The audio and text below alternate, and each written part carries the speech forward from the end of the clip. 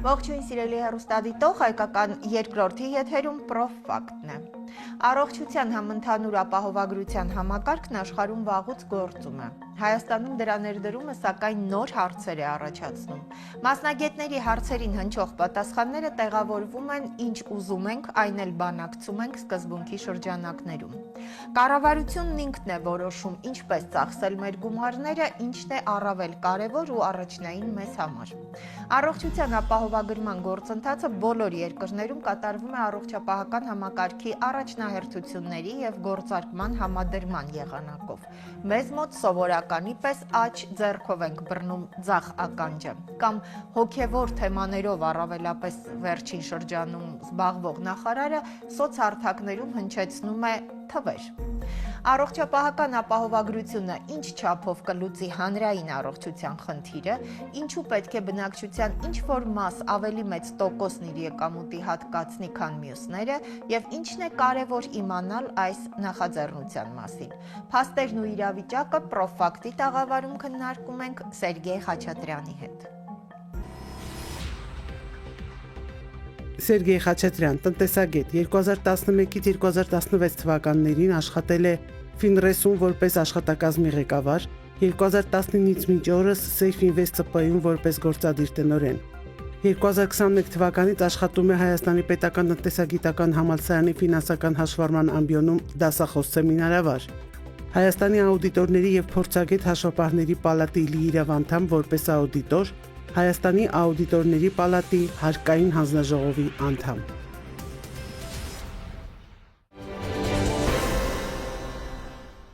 Բարի երեկո Սերգեյ, շնորհակալ եմ, որ ժամանակ գտաք մեր տաղավարում եք։ Բարի երեկո Լիլի ջան, ես շատ շնորհակալ եմ հրավերի համար եւ ուրախ եմ ձեզ հետ եւս մեկ անգամ հանդիպելու համար։ Շնորհակալ եմ։ Սերգեյ, վերջին օրերին ավելի շատ քննարկվում է առողջության համընդհանուր ապահովագրության հետ կապված խնդիրները, իշխանական թևը ներկայացնում է միայն դրական կողմերը։ Ուզում եմ հասկանալ, իրականում աշխարհում շատ ընդունված է, բայց մեզ մոտ մասնագետները բարձրաձայնում են ամենատարբեր խնդիրների մասին։ Առողջապահական ապահովագրությունն արդյոք այս պահին Հայաստանի Հանրապետության քաղաքացիների համար անհրաժեշտ է եւ կարող է արդյոք հանրային առողջության հետ կապված էական խնդիրներ լուծել։ Լիլի ջան, առողջապահական ապահովագրությունը ինքնին շատ բարեփոխող նորմ է, եթե ծառայում է օրենքի նպատակին իր ձևի բնույթի շրջանակներում, ինչը որ կիրառվում է եվրոպական երկրներում, այդ ձևաչափի մեջ եթե նայենք, ինքը կրճատելու է մահացության ցուցանիշները, օգտակար է լինելու առողջության բարելավմանը, մարդիկ ավելի շուտ են կանխելու հիվանդությունները եւ վերջի վերջո սոցիալական համերաշխության ուղղված բարեփոխում է ինքը, այս ձևաչափով եթե նայում ենք, այո, ինքը շատ կարևոր բարեփոխում է, սակայն այն ինչը որ առաջարկվել է եւ այն ինչը դեռ անորոշության մեջ է, կարծես թե հեռու է այս ձևաչափից եւ այս պահին, այս ֆորմատով, այս ձևաչափով օրենքը ընդունելը կարծում եմ Հայաստանի Հանրապետության համար չէ։ Թեպետ ինքս որպես քաղաքացի շատ ուրախ կլինեմ, որ մենք կարողանանք այդ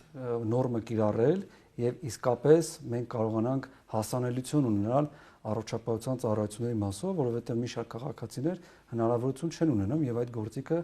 լայն հնարավորություն կտա, եթե իսկապես ծառայի նպատակին։ Եվ այստեղ ես փոքրիկ ուսումնասիրություն եմ կատարել եվրոպական միջազգային հարթակներում, երբ է ներդրվել եւ ինչ խնդիրների առաջ են եկել, օրինակ Գերմանիա, Ֆրանսիա, որտեղ որ ավելի հին ժամանակահատվածից են ներդրվել, գրեթե 2 տասնամյակ, 3 տասնամյակ առաջ, եւ այնտեղ ինչ խնդիրների առաջ են կանգնել, համադրական ենք տանում մեր երկրի հետ եւ համադրական տանելու հետ կապված կարեւոր է թե տվյալ պահին, որ իրենք ընդունել են իրենց տնտեսության կարգավիճակը, մեր այսօրվա տնտեսության կարգավիճակը, կանխատեսելիությունը, հեռանկարները, նաեւ միջին աշխատավարձի ֆոնդը համադրական եթե տասնելով հասկանում ենք մեր մոտ առնվազն նույն խնդիրները լինելու են, ինչ որ եղել են իրենց մոտ։ Եվ կան երկրներ, որտեղ որ ներդրվել են պարտադիր պահանջը, հետագայում փլուզվել է եւ դառել է կամավոր սկզբունքով եւ որոշակի սեգմենտի համար նոր մնացել է պարտադիր, այո։ Այսինքն այս ամեն ինչը հաշվի առնելով ցանկալի է որ Հայաստանում կիրառվի, բայց ոչ այսօր, ոչ այս ձևաչափով։ Որոնք են հիմնական թիրախային խնդիրները, ըստ էության ինչն է ամենամեծ խնդիրը ըստ ձեզ։ Խնդիրները տեսեք Առաջին հերթին, որ ես դիտարկում եմ, նախ որպես քաղաքացի, ոչ թե որպես մասնագետ, արդյոք այդ ծառայությունները մեզ համար հասանելի են լինելու թե չէ, որովհետև այսօր իսկ մենք եթե փորձում ենք օգտվել ծառայություններից, ունենք դժվարություններ, հերթերի գոյացումներ, անհավասար իրավիճակ Երևանում, մարզերում, եւ այս ամենը հաշվի առնելով, եթե առողջապահական ապահովությունը իր հերթին պետք է լուծի այնպիսի խնդիրներ, որոնք որ Հայաստանում բազմաթիվ են, դա իր հերթին բերելու է արդեն մեծ մուտքեր, մեծ հոսքեր, չէ՞, հունվարից արդեն մեծ քաղաքացիներ պետք է դիմեն այդպիսի խնդիրներ լուծելու համար։ Արդյոք մենք մեր բժշկական տեխնիկայով, բուժհաստատություններով, մասնագետներով, ես մասնագետը չեմ կարող կարծիք ասել, բայց որպես քաղաքացի օգտվելով թերավատորեն եմ մոտենում այս ամենին եւ դրանից զենելով կարող եմ ենթադրել, որ այս ամենը ոչ թե իսկապես մեր առողջապահական խնդիրներն է փորձում կարգավորել, այլ նոր հարկային բեռ, նոր հարկային վճար է սահմանվում։ Այո, մենք հարկային բեռի ավելացման այս հատվածին կանդրադառնանք ձեր թույլտվությամբ, Սերգեյ, ես ուզում եմ սկսենք այն ամեն ինչից, ինչը որ մարդը պետք է այս պահին իմանա, ովքեր են լինելու պարտադիր առողջապահական ապահովագրության շահառուները առաջին հերթին։ Լիլիթ ջան, տեսեք, նախ ինֆորմացիայի հետ կապված պետք է նախ նշեմ, որ տվյալ պահին օրենքի նախագիծը առաջին ընթերցմամբ է դեռ ընդունվել ազգային ժողովի կողմից, մինչդեռ նախատեսվում է երկրորդ ընթերցում եւ օրենքը մի քանի օրից ուժի մեջ մտնել։ Ես ինքս մի քանի անգամ ընթերցել եմ օրենքը, սակայն վերջնական եւ խորապես ուսումնասիրության կարիք ունի երկրորդ ընթերցումից հետո։ Սա մի հատ կարևոր խնդիր է։ Եվ այս պայն ընթերցելով բազմաթիվ խնդիրներ կան, որոնց կանդրադառնամ առաջիկայում, իսկ որ հատվածին է վերաբերվելու ովքեր են շահառուները հանդիսանալու, կարծես թե օրենքով ռեզիդենտ բոլոր ֆիզիկական անձանց է վերաբերելի, սակայն փուլային տարբերակով այն ներդրվելու։ Եվ քաղաքացիները պետք է իմանան, որ 2026 թվականի հունվարի 1-ից արդեն իսկ իրենք շահառու են հանդիսանալու, առաջի փուլում ինտեգրված են ավելի խոցելի քաղաքացիները, ովքեր ունեն հաշվանդամության կարգ, իրենց ծնողներից մեկը կամ երկրորդ համաշխարհային պատերազմի մասնակիցները կամ դրանց հավասարեցված անձինք, բացի այս խոցելի խմբերից նաև շահառու են հանդիսանալու 201,000 ավելի աշխատավարձ ստացող ֆիզիկական անձինք, նաև пассив եկամուտ ստացող ֆիզիկական անձինք, հա, օրինակ վարձակալական վճարներ, տոկոսներ, ռոյալթիներ, շահաբաժիններ, եթե գերազանցում է 2,401,000 դրամը։ Այս քաղաքացիները դառնալու են այս օրենքի շահառուները 2026 թվականի հունվարի 1-ից եւ արդեն 2027-ից փուլային տարբերակով արդեն մնացած ռեզիդենտ ֆիզիկական անձինք։ Առաջին պահից այսպես երբ նայում ես, պետությունը ըստ էության իր մասնակցությունն է ուզում ունենալ հանրային առողջության հարցում, բայց ֆինանսավորման այդ թափանցիկություն կա արդյոք եւ նկատելի է, դուք նկատում եք ովքեր են կառավարելու հաշվետվողականության հետ կապված այստեղ բացեր կան թե ոչ։ Կրկին պետք է անդրադառնամ դրան, որ օրենքով սահմանում է ինքը, բայց քաղաքացիների համար պետք է լինի թափանցիկություն, թե իրենց վճարված գումարները բացի ծառայության ստացման որակից, ծառայությունների ցանկից պետք է նաև լինեն վստահություն, թե մեր վճարված գումարները ում կողմից են կառավարվելու, ինչպեսի ֆոնդերի կողմից են կառավարվելու։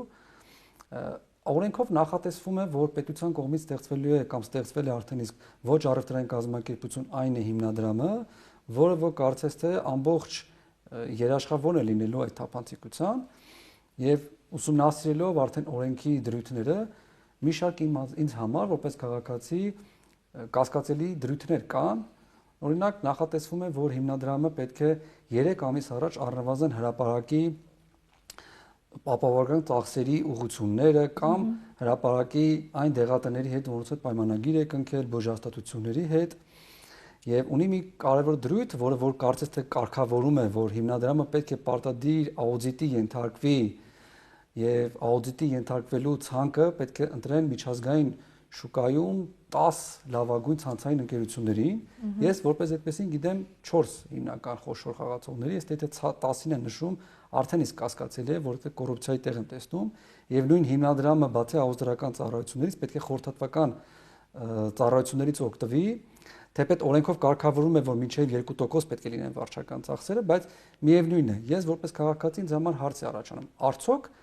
այդ թանկարժեք ծառայություններից ամեն տարի օգտվելը մեզ համար շահավետ կլինի թե չէ։ Այս հարցերը մի կողմ դրված, ես որպես քաղաքացի ուզում եմ ճշտել, թե այդ հիմնադրամը որն է, եւ հիմնադրամը պետք է կայքում հրապարակի տեղեկություններ։ Բնականաբար չեմ կարողանում կայքը գտնել, միգուցե լավ չեմ որոնել եւ դրանից հետո փորձում եմ առողջապահական ապահովության թեժգծից ստանալ ինֆորմացիա եւ տեսնել թե որն է այդ կայքը եւ ինչ պայմանագրեր այս պահին կնքել։ Այո։ Որոնք են այդ բուժհաստատությունները, որոնցից կարող եմ ես օգտվել։ Քանի որ ես ինքս հունվարի 1-ից դու շահառու եմ հանդիսանալու։ Շատ դժվարությամբ եմ նախ կապնվում այն անձի հետ պատասխանի հարցերից եւ հարցադրում եմ կատարելիս, թե կա արդյոք այդ հիմնադրամը կայքը, պատասխան եմ ստանում, ինչ է ակնկալում, դեռևս օրենքը չի ընդունվել եւ այս փուլում ինքը չկա, մենք չենք կարող ես պատասխան տալ։ Բնականաբար ես արդեն որովհետեւ վստահություն, թափանցիկության հետ կապված չեմ կարող ունենալ։ Չէ՞ որ դուք չեք դեռ պատրաստել, չկա այդ հիմնադրամը, կայքը չկա կամ կա, հասանելի չի, նույնիսկ ձեր աշխատողները չեն տիրապետում, բայց մինչդեռ ես պետք է արդեն այդ ցանկին տիրապետեի։ Ես իմանայի, թե ինչ ծառայություններից կարող եմ օգտվել։ Եթե թափանցիկության մասին ենք խոսում, ներողություն եմ խնդրում, սա շատ կարևոր է, որպես քաղաքացի մեզ համար հասանելի լինի։ Մինչդեռ այս բանը դա հասանելի չէ։ Այսինքն նույնիսկ դեռ ցանկի մասին ամբողջական ինֆորմացիա չկա, որ խնդիրների դեպքում կարող է, որ դեպքում է գործում ապահովագրությունը։ Տեսեք, նախարարի մակարդակով կամ տարբեր պետական աշխատողներ բարբերաբար տեղեկություններ հրապարակում են, դա շատ լավ է, որպեսզի ինֆորմացիան մեր հասարակությանը, բայց դա ամբողջ ծածկույթը չի բավարարում եւ փաստորեն ինձ համար, որպես քաղաքացի, ես հասանելի չի եղել։ Միգուցե իրանք հրապարակել են կա, բայց փաստորեն այն մարմինը, ով պատասխանատու է այդ հարցի համար, ինչ չպատասխանեցին։ Այո, փաստորեն այսօր այս օրենքի մենք պահանջների մասին անդրադառնում ենք, այդպես շատ ընդհանուր բարի ցանկությունների մակարդակով մասնագետները կամ կառավարության անդամները ելույթ են ունենում, թե սա առհասարակ ինչ լավ բան է առողջապահական ապահովագրությունը, բայց մենք դեռ չենք կարող ասել այս օրենքի կիրառմանը պատրաստ ենք թե ոչ։ Պատրաստ լինելու հետ կապված տարբեր կողմերի եմ ուզում բաժանել, պետությունը իր հերթին, քաղաքացիների հերթին եւ այդ օրենքի պահանջ գրողների իր հերթին։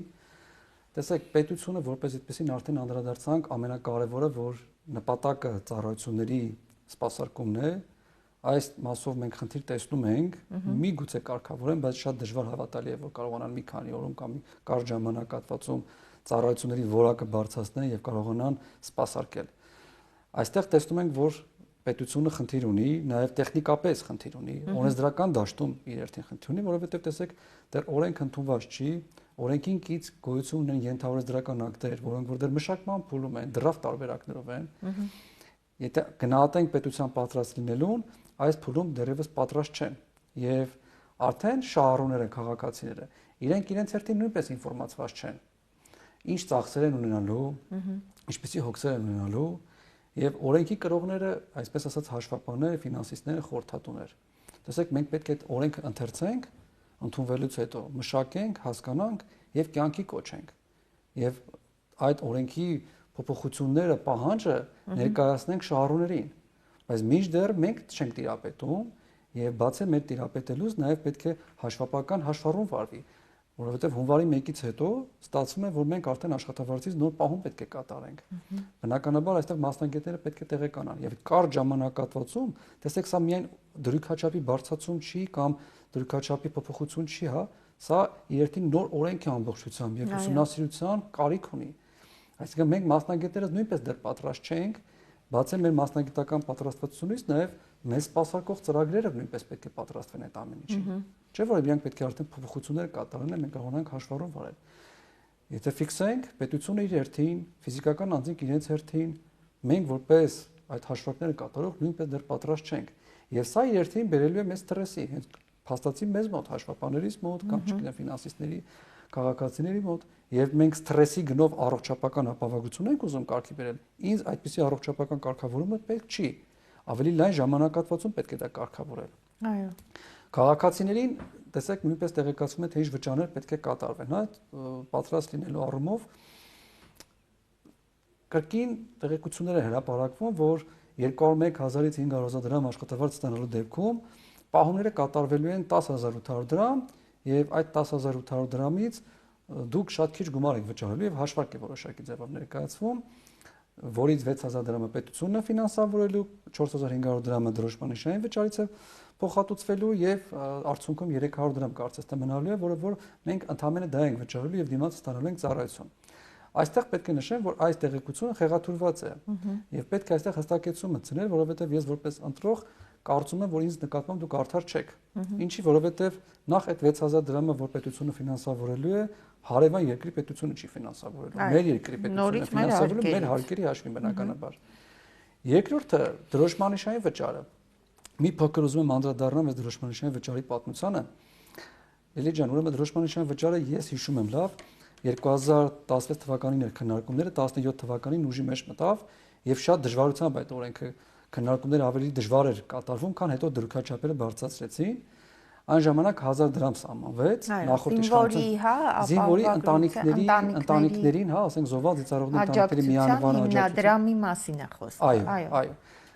Եվ այդ ժամանակահատվածում 1000 դրամ սահմանվեց, իշխանությանն եկան այսօրվա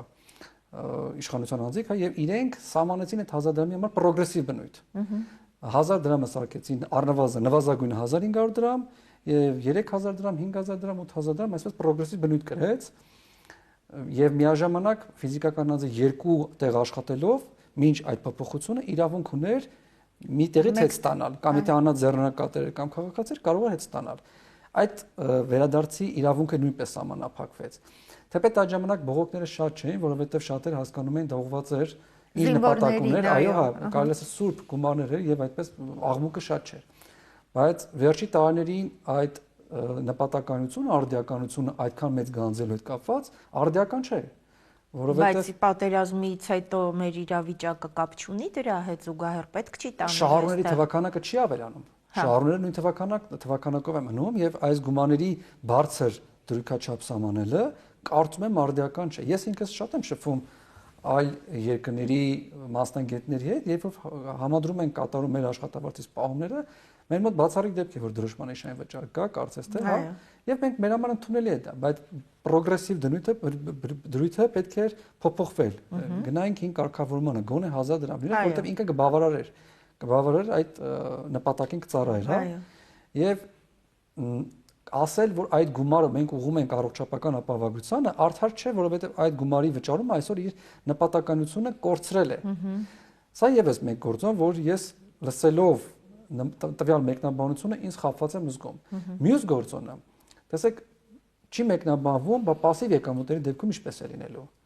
Արդյոք пассив եկամուտների դեպքում դրոշմանիշային կամ հետ վերադարձ լինելու թե չէ։ Չէ՞ որ դրոշմանիշային վճար пассив եկամուտներից չկա։ Այս գործոնները հաշվի առնելով ես կարող եմ ասել, որ իմ մոտ թերավատություն կա այս համակարգի իրականության հետ կապված։ Այո։ Այստեղ մենք նաև մի այդպես շատ կարևոր առանձնահատկություն ունենք օրենքների, նույնիսկ ժողովրդին ուղղված այսպես բարեփոխումների հետ կապված, որ մենք ըստ էության խնդրի առաջ ենք կանգնում, քանի որ կիսատ պրատ է լինում, նույնիսկ եթե արդյունքում ինքը նպատակը լավ է, մասնագետների կարծիքները հաշվի չեն առնվում եւ հետո մենք կանգնում ենք նույն տաշտակի առաջ։ Հնարավոր է, որ արդյոք առողջապահական ապահովագրության այս օրենքի նախագիծը նույնպես հետ քայլերով մեկ քայլ առաջ երկու քայլ հետի սկզբունքով գործի ըստ ձեզ, Սերգեյ։ Լիլիթ ջան, ես չեմ կարծում, որ ինքը հետ քայլ կկատարի, թեպետ նշեցի, որ կան երկրներ, որտեղ որ այդ պարտադիր պայմանը փլուզվել է, որովհետև իրենց մոտ իրապես նպատակ է եղել առողջապահական ապահովագրություն իրականացնել։ Ես կարծում եմ, մեզ մոտ նոր հարկային բեռի ավելացում է եւ հետ քայլ որպես այդպեսին չեմ հավատում դրան, որ կկատարեն, բայց իր երթին բերել է մի շարք խնդիրներ այս օրենքի կիրառությունը հունվարի 1-ից հետո։ Տեսեք, ես ուզում եմ նախ մի հատ օրենսդրական կարգավորումներին անդրադառնամ, հա։ Նշեցի, որ օրենքի առաջին ընթերցումն անց է, երկրորդ ընթերցումը մի քանի օրից կանցնի եւ կարճ ժամանակահատվածում մի քանի օրում օրենքի պահանջ է կյանքի կոչվելու, որը որ մեզ համար սահմանելու է նոր վճար, այսինքն մենք նոր վճար ենք կատարելու, որի դիմաց կստանանք ինչ-որ ծառայություն կամ չենք ստանա։ Այսինքն նոր հարկային բեռի ավելացում է լինելու։ Բայց նորմատիվ իրավական ակտերի մասին օրենքի 23-րդ հոդվածով սահմանված է, որ նոր նորմի սահմանումը պետք է կյանքի կոչվի ողջամիտ ժամկետում եւ հարկային օրենսգրքով։ Այս օրենքի նախագիծը, որ կարդում ենք, ամբողջությամբ կարելի ասել հարկային օրենսգրքի մաս է կազմում։ Ինչի, որովհետև իր տերմինները, հասկացողությունը, վարչարարությունը ամբողջությամբ հղում է կատարվում հարկային օրենսգրքի։ Այնինչ հարկային օրենսգրքի երկրորդ հոդվածով հստակ սահմանվում է, որ նոր հարկի, վճարի, դրույքաչափի բարձրացումը պետք է ընդունվելուց ուժի մեջ մտնի հաջորդ տարվա հունվարի 1-ից, բայց ոչ շուտ 7 ամիս հետո։ Հիմա ստացվում է, որ մեզ մոտ երկու օրենքներով, նորմատիվ իրական ակտերով եւ հարկային օրենսգրքով մենք չենք պահպանում այս դրույթը եւ կյանքի ենք ուզում կոչենք այս ամեն ինչը։ Եվ եթե բացառենք նաեւ այս երկու օրենքների պահանջները, մենք ֆիզիկապես, ես նշեցի, պատրաստ չենք այս օրենքը մարսել եւ կյանքի կոչել։ Սթրեսի ենք ենթարկվելու։ Պետք է լավ ընթերցենք, նորմատիվ իրական ակտեր ընթերցենք, որպեսզի կարողանանք կյանքի կոչել։ Այսինքն այդ իր խնդիրն է բերելու եւ տեսեք, Էլի ջան, ես ինքս ազգային ժողովի падգամավոր չեմ եւ չունեմ այդ լիազորությունները, որ կարողանամ այդ դրույթի պահանջով սահմանադրական դատարան դիմեմ կամ վարչական դատարանում կամ այլ դատարանում մերժված լինեմ, որ դիմեմ սահմանադրական դատարան։ Մենք մեր հնարավորությունների, մեր սահմաններում բողոքարկել ենք, որպեսզի ժամկետը հետաձգեն, որովհետեւ այդ ժամկետը խախտում է իմ նշված օրենքի կետերը, տեսնենք ինչ կստացվի։ Այսինքն իմ խնդիր այն է, բարձրացած խնդիրը այն է, որ օրենքը կարելի է կյանքի կոչել, բայց ժամկետները պահպանելով առնվազն ընդունեն այսօր, բայց ուժի մեջ մտնի 1 տարի հետո։ Մինչև այդ ժամանակահատվածում մենք սկսենք պատրաստվել, յուրացնել, քննարկել, բարձրաձայնել բոլոր խնդիրները, նոր կյանքի կոչել։ Այս դեպքում, բայց մենք արդեն տեսնում ենք, օրինակ, կարծեմ Վրաստանի Հանրապետությունը հստակ նշեց, որ հունվարի 1-ից հետո Վրաստան, այսինքն մեկնելու դեպքում պարտադիր է ապահովագրություն, առողջապահության ապահովագրություն ունենալ։ Այո, իրենց մոտ նույնպես կիրառվում է, բայց կարծեմ, եթե չեմ սխալվում, Վրաստանում տարիներ առաջ փորձել են ամբողջ քաղաքացիների մասով պարտադիր դրույթը կիրառել եւ հետնահանջ են կատարել իրենք։ Եթե չեմ սխալվում, իրենց մոտ այդ փորձը եղել է եւ հետնահանջ։ Այդ փորձերը հաշվի առնելով պետք է մենք նկատի ունենանք արդյոք մեզ մոտ մենք կարողանալու ենք կյանքի կոչել, բայց կարևոր գործոն է, եթե մենք նպատակ ունենք իսկապես ծառայություններ մատուցել։ Եթե ծառայություններ չենք մատուցելու, հետնահանջ չի լինելու։ Այո, այսինքն եթե հետնահանջ չի լինում, դառնում է սա ուղղակի ուղիղ իմաստով հարկային բեռի ավելացում։ Եվ ընդ որում նաև այս տոկոսային բանը խախտված, այսինքն 201-ից 500,000 աշխատավարձ ստացողը նույն չափի պետք է վճարի։ Այդտեղ մի գործոն է կա 201,000-ի մասով։ Փուլային տարբերակը շատ լավ գործոն է, բայց այս փուլային տարբերակը, որ իրենք ընտրել են, դա իր հերթին բերելու է նոր ռիսկեր։ Տեսեք 201,000-ից ավել աշխատավարձ ստացողները ենթադրենք պետք է վճարեն, բայց ինչ է ստացվում, որ շատ քաղաքացիներ կամ շատ գործատուներ արդեն զսպված կլինեն աշխատավարձների 201,000-ից ավել հայտարարագրելու եւ իր հերթին բերելու արդեն նոր վարչարության ռիսկերի։ Այսինքն պետք է հաշվի առնենք, եթե փուլային տարբերակով ենք ուզում, պետք է կամավորության սկզբունքը կիրառել կամ որոշակի սեգմենտների համար պարտադիր դարձնել առանց վճարի, ոնց որ օրենքի նախագծում է նշված 65 տարին լրացած ֆիզիկական ռեզիդենտ անձանց համար, այդ դեպքերում պարտադիր լիներ, ովքեր որ վճար չէին կատարելու, նոր հաջորդ տարվանից արդեն ընդունելի կլիներ, վստահելի կլիներ, թափանցիկ կլիներ, նոր արդեն բոլորի համար պարտադիր կլիներ։ Այս փուլում վստահություն չունենք։ Այո, վստահության երկրորդ տասնօրյակն է արդեն դեկտեմբերի, հունվարի 1-ից ըստ նախատեսվածի օրենքը պիտի գործի, բայց նույնիսկ մասնագետները, հաշվապահները, ովքեր որ պիտի այդ ամեն ինչը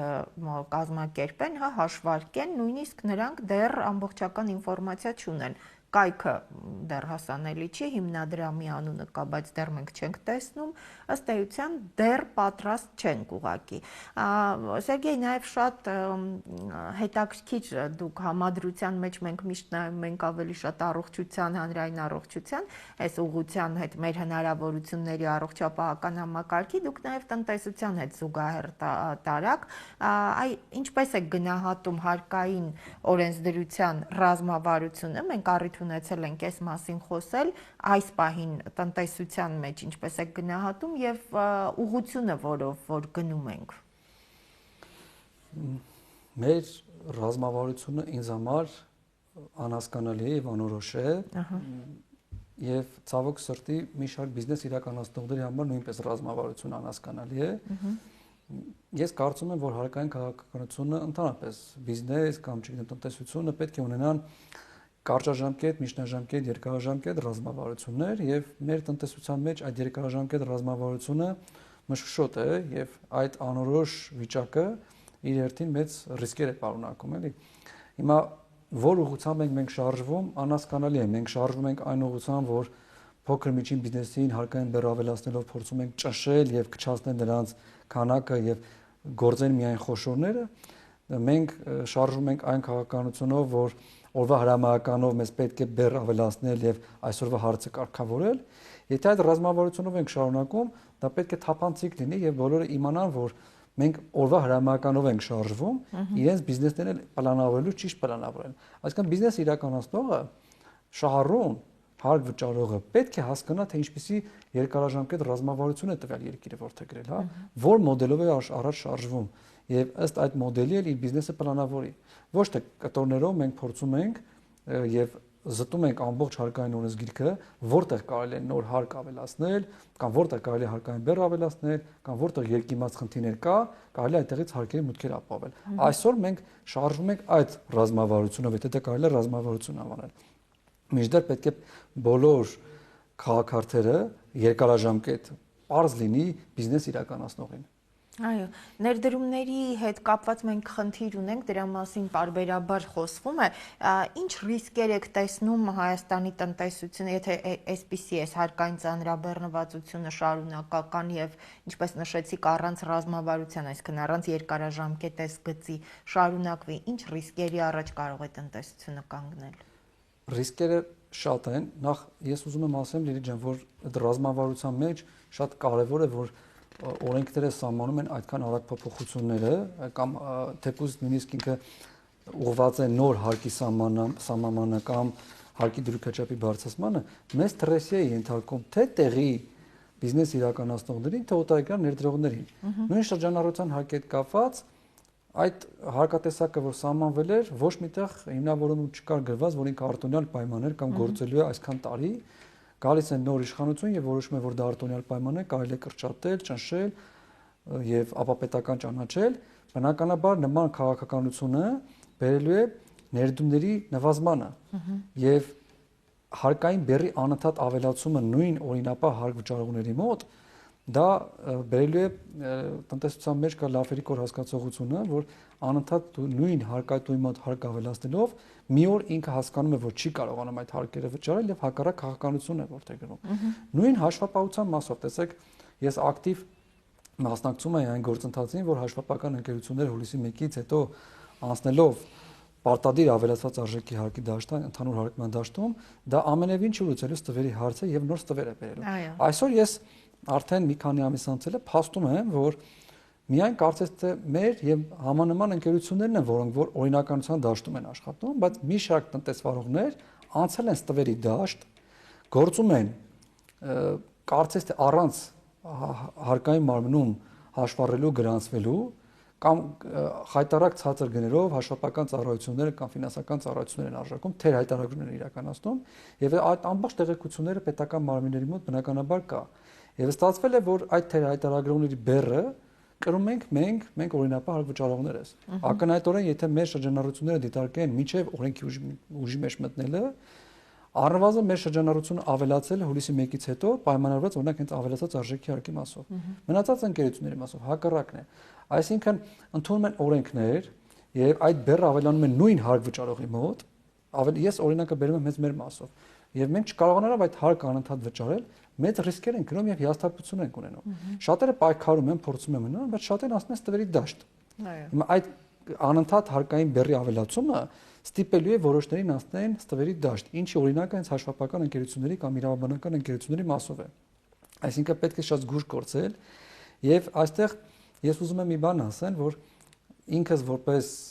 քաղաքացի կամ մասնագետ, հարկային մասնագետ այնպես չի, որ միշտ քննադատում կամ բողոքարկում եմ օրենսդրական այս փոփոխությունները եւ մի ձեռքով կարծես թե ես բողոքարկում եմ, բայց մյուս ձեռքով էլ փորձում եմ առաջարկներ ներկայացնել եւ այս փուլում մեծ ուսումնասիրություններ են կատարում, հա, միջազգային պրակտիկայում, ինչպիսի նոր հարկերի մուտքեր կարող են ապահովել, որոնք որ գործող օրինապահ հարկ վճարողների վրա նոր հարկային բեռի ավելացում չի կատարվի։ Այսինքն ցույց ենք տալիս, ուղղություններն ենք ցույց տալիս, օրենսդրական առաջարկներով ենք հանդես գալիս, նույնիսկ ուսումնասիրում ենք այսական շուկան, որտեղ որ կարծես թե որոշ չափով առաջ են ժամանակի մեջ, մենք հուշում ենք, որ կարելի է հետագայում այս գործոնների հաշվին մուտքեր ապահովել եւ հանգիստ թողնեն այն օրինապահ հարկ վճարողների մոտ անընդհատ իրենց մոտ հարկային բեռի ավելացում չկատարեն եւ փորձեն այլ տեղերով պետության, պետբյուջեի հարցերը կարգավորել։ Այո, ըստ էության դուք դրա մասին ամենասկզբում էլ խոսում եք, որ որևէ մի տնտեսվարող ըստ էության դեմ չի պետությանը հարկերը վճարել, հա, բյուջեն լցնել, բայց պիտի հասկանալ, այս համամասնությունը նաև ճիշտ պետք է պահել։ Դուք նշեցիք, որ այս դեպքում բիզնեսը փաստորեն կգնա ստվերի դաշտ, կա երկրորդ տարբերակը, որ կարող է բիզնեսը նաև Հայաստանը լքել։ Ցավոք սրտի այդ դեպքերն կան եւ բիզնեսը Հայաստանը լքում են հիմնականում այն բիզնեսները, ովքեր որ փորձել են Հայաստանում ստեղծել եւ տեսնելով նրանք, որ Հայաստանում հարկային քաղաքականության ռազմավարությունը օրվա հրամայականով է, երկարաժամկետ պլանավորումներ չեն կարող անել եւ հարկային բեռի անընդհատ ավելացում է կատարվում, նրանք Հայաստանում երկար չեն մնում։ Եվ այս շատ կարևոր գործոն է, որ մենք կարողանանք գրավիչ հարկային քաղաքականություն առաջարկել տարածաշրջանում եւ հստակ ռազմավարություն ունենանք, այս գաղափարախոսությունից մենք շեղվել ենք, ինչը բերում է նաև բիզնեսների կրճատմանը եւ նաև արտահոսքին, ինչի՞ չէ։ Այստեղ մեծ անելիքներ ունենք, փորձում եմ ես ինքս որպես մասնագետ առաջարկներ կատարել, որոնք այո, եւ համոզել, որ այդ առաջարկները իշա մեր պետությանը բնականաբար մեր Հայաստանի Հանրապետության կարծում ցանկացած քաղաքացի կողմ է, որ մենք վճարենք հարկեր, որոնք ծառայեն մեր պետությանը, բայց մի քանի կարևոր գործոն կա։ Առաջինը մեր վճարված հարկերը պետք է լինեն արդարացի, առաջի գործոնը ինձ համար որ դա կարևոր է, որ ես վճարում եմ, մյուսն էլ վճարի։ Այս գործոնը խախտված է հստակ մեր պարագայում։ Երկրորդը լինի թափանցիկություն, սա նույնպես թափանցիկություն։ Եվ երևի ծախսերը որ ուղղություններով են որտեղ գրվում։ Այս երեք գործոնները ինձ համար կարևոր են։ Ես երեք տեղերում տեսնում խնդիրներ։ Եթե այս հարցերը կարգավորեն, ավելի հեշտ կլինի հարկային քաղաքականությունը մշակել եւ հարկեր բարձրացնելը։ Եթե չկա այս գործոնները, դուք հանդիպում եք արդեն պայքարի։ Այո, շատ լավ։ Հիմա փաստորեն այս պահին առողջապահության, առողջապահական ապահովագրության հետ կապված հիմնական խնդիրները հենց այս դաշտում են։ Քաղաքացիները պետք է իմանան, որ հունվարի 1-ից սա արդեն գործում է եւ երևի մինչ այդ արդեն կխոսվի կամ կներկայացվի հիմնադրամը, կայքը, որտեղից կարող են գոնե մասնագետները ինֆորմացիա ունենալ։ Կարծում եմ, որ կստացվի միջև տարվա վերջ, բայց մենք տեղեկությունների հավաքագրումը կկատարենք այն ժամանակ, երբ որ արդեն օրենքը կյանքի կոչված կլինի։ Ցավոք սրտի այս իրականությունն է այսօր։ Շնորհակալ եմ շատ։ Ես եմ շնորհակալ եմ Սերգեյ։ Սիրելի հեռուստադիտող, հայկական երկրորդի եթերում Պրոֆակտն է։ Իրականում մենք այսպես վարդագույն ակնոցներով անընդհատ մեզ փորձում են ներկայացնել, որ շատ լավ բան է առողջության ապահովագրությունը։ Իրականում սա շատ լավ է, որպեսզի մարդը պարբերաբար առանց լրացուցիչ այդ պահին ստրեսային ինչ-որ միջոցներ հայթայթելու գնա, հետևի իր առողջությանը, սակայն սա պետք է լինի շատ ճշգրիտ, մտածված եւ այդ գեղեցիկ փաթեթավորումների մեջ պիտի իրականում բովանդակություն լինի։ Շատ հաճելի է, երբ մասնագետները այսպես կրեատիվ, չգիտեմ, նշտարի վրա խոսափողներն ամրացրած խոսում են լավ գեղեցիկ բաների մասին, բայց պետք է ի վերջո հասկանալ, որ խնդիրները կարող է լուծել, որ խավի համար որ խնդիրներն այլևս հեշտ լուծելի կարող են դառնալ եւ արդյոք սա առողջապահության ապահովագրության այսպիսի հապշտապ ու չմշակված տարբերակով գործարկումը ընդամենը բյուջեն նոր ձևաչափով լցնելու, այսինքն հարկային բեռի ավելացում չէր։ Շնորհակալ եմ, որ հետևում եք մեզ։